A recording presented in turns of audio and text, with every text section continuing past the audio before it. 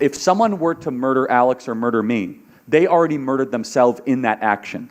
They already bestowed the punishment upon themselves. We are simply completing the task. When you take another person's life, you already took your own life. I have concerns over things like the death penalty.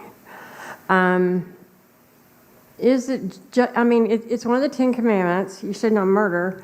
So is it somehow justified because they're such a horrible criminal, or are they eliminating or changing the trajectory of God's plan for what it was supposed to be because they murdered somebody and they didn't go when God was ready for them? Great question. So I get this question a lot. So it does say do not murder. It does not say do not kill.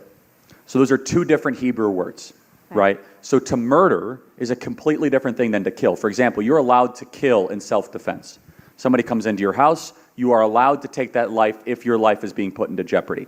In fact, to go a step further, the reason why it made sense to ancient Israel, did you know that a life for a life, otherwise known as the death penalty, is the only law that is in all 5 books of the Torah?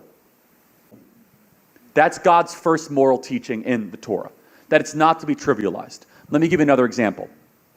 There's a law of the 613 laws of Judaism, of which we are not bound to the ceremonial law, which is one of them, that if an animal takes a human life, you must kill that animal.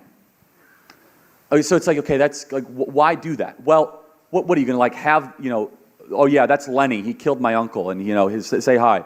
Like, you're going to keep that animal around? The only punishment imaginable for taking the thing that only we are made in the image of God. So if you take another image bearer's life, what could possibly be a just punishment for that? Well, according to the economy of God, it's that your life must also be taken.